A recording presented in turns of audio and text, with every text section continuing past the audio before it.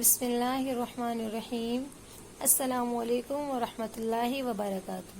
محترم ناظرین، آپ نے مساجد کے اندر یہ بات نوٹ کی ہوگی کہ کچھ لوگ بڑی تیزی کے ساتھ اپنی نماز مکمل کرتے ہیں اور یہ یوں گمان ہوتا ہے کہ انہیں کوئی بہت زیادہ ایمرجنسی لگی ہوئی ہے۔ اسی طرح سے کچھ عورتوں کو بھی دیکھا گیا ہے کہ جلدی سے وضو کیا اور پھر جلدی سے نماز ادا کی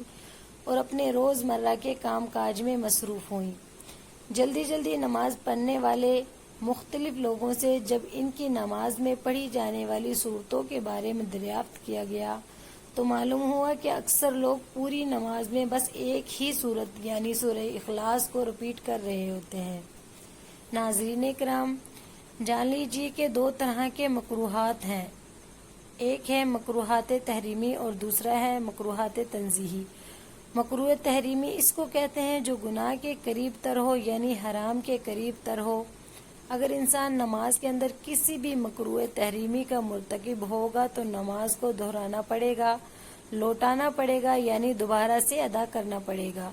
جبکہ مکروہ تنزیہی گناہ سے اور حرام سے دور ہوتا ہے لیکن قابل تحسین اور پسندیدہ عمل نہیں ہے،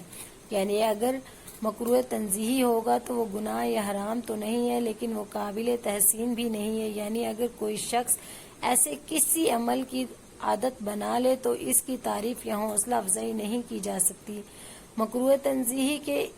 اس عمل کی ایک مثال یہ ہے کہ ہمارا گمان ہے کہ عموماً زیادہ تر لوگ جن میں مرد اور خواتین دونوں شامل ہیں وہ نماز کی ہر رکعت میں ایک ہی صورت یعنی سورہ اخلاص کی تلاوت کرتے ہیں اور اس طرح سے وہ اپنی نماز مکمل کر لیتے ہیں۔ تو اس طرح سے نماز تو ادا ہو جاتی ہے لیکن اس کو قابل تحسین یا قابل تعریف نہیں کہا جا سکتا۔ مثلا کسی نے فجر کے 2 فرضوں میں پہلے سورہ فاتحہ پڑھی اور پھر سورہ اخلاص کو اس کے ساتھ ملایا۔ اب یہاں یہ مسئلہ بھی جان لیجئے کہ جب ہم فرض نماز ادا کرتے ہیں تو پہلی 2 رکعات میں سورہ فاتحہ کے ساتھ کوئی دوسری سورت ملاتے ہیں، جبکہ تیسری اور چوتھی رکعت میں صرف سورہ فاتحہ کی تلاوت ہی کی جاتی ہے۔ تو جب کوئی نمازی پہلی اور دوسری دونوں رکعات میں سورہ فاتحہ کے ساتھ ایک ہی صورت ملا کر پڑھ رہا ہے تو یہ عمل مکروہ تنزیہی کہلاتا ہے، یعنی اس عمل سے نماز تو ہو جاتی ہے لیکن قابل تحسین نہیں۔ علماء کرام یہ کہتے ہیں کہ جب نماز جیسا عمل کیا جائے تو ہرگز اس کے اندر کسی بھی قسم کے مکروہات کی گنجائش نہیں ہونی چاہیے، یعنی ایک ہی صورت کو ہر رکعت میں رپیٹ نہیں کرنا چاہیے۔ اب یہاں پر یہ مسئلہ بھی جان لیجئے کہ فرض نماز کی پہلی دوسری رکعت کے اندر سورہ فاتحہ کے بعد قرآن پاک کی کوئی سی بھی 3 آیات تلاوت کی جا سکتی ہیں۔ مثلا اگر آیات چھوٹی ہوں جیسے کہ سورہ کوثر، سورہ اخلاص اور سورہ عصر اور سورہ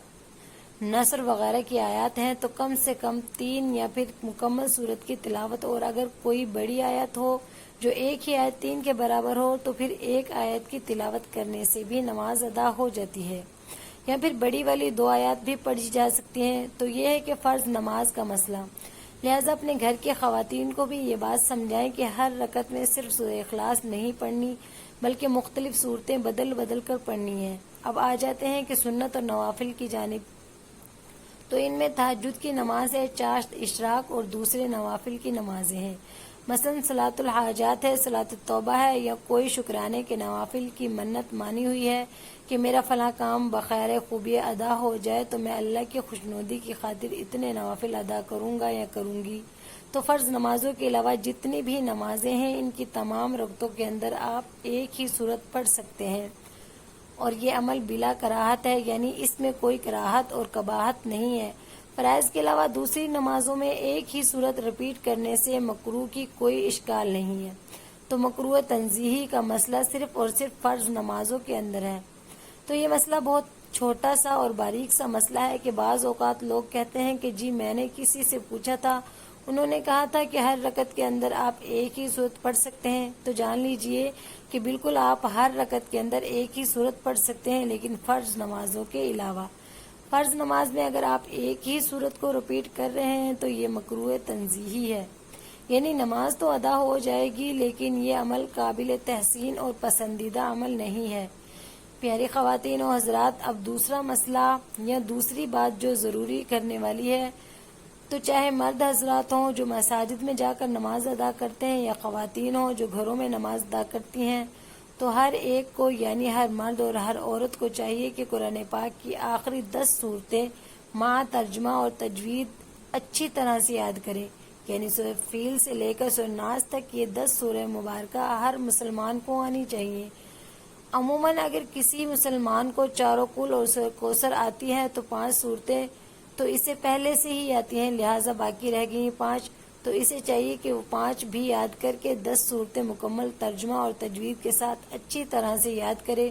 تاکہ اگر مرد حضرات کو کبھی امامت کرانی پڑ جائے تو وہ خوبصورتی کے ساتھ سورہ مبارکہ کی تلاوت کر سکے، اور اسی طرح خواتین بھی گھروں میں نماز ادا کرتے وقت اپنی نمازوں کو خوبصورت اور قابل تحسین طریقے سے ادا کر سکے۔ اس لیے آخری 10 صورتیں یاد کرنا ہر مسلمان کے لیے لازم ہے۔ اگر آتی ہیں تو پھر بھی کسی قاری صاحب کے پاس بیٹھ کر ان کا تلفظ درست کروا لیں، اور اگر نہیں آتی تو کسی بھی قاری صاحب کی مدد سے ان کی ادائیگی اور تلفظ درست کروا کے انہیں زبانی یاد کر لیں۔ اب یہاں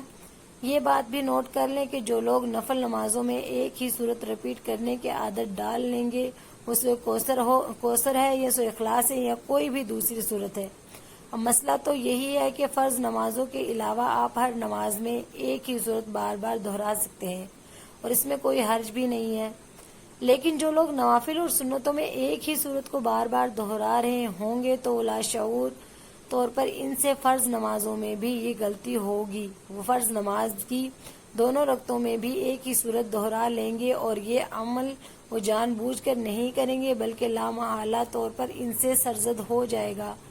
اب یہاں یہ بات بھی قابل ذکر ہے کہ کچھ ایسی نمازیں ہیں جیسے تہجد کے نوافل ہیں اور عشاء کی نماز ہے کہ جس میں علماء کرام خود بتاتے ہیں کہ ایک ہی رکعت کے اندر 3 بار سورۃ اخلاص پڑھنی ہے، تو اس سے یہ فائدہ حاصل ہوتا ہے کہ ایک مکمل قرآن پاک پڑھنے کا ثواب حاصل ہو جاتا ہے۔ اسی طرح سے صلاۃ التسبیح یا دوسرے کچھ اور ایسے نوافل بھی ہیں کہ جن میں علماء خود بتاتے ہیں کہ سورۃ اخلاص کی کتنی تعداد پڑھنی ہے، تو ان تعداد کو پورا کرنا ضروری ہے، لیکن جب کسی کو قرآن پاک کی آخری 10 صورتیں آتی ہوں گی تو اسے کیا ضرورت پڑی ہے کہ وہ عام نمازوں کے اندر ایک ہی صورت کو بار بار ریپیٹ کرے۔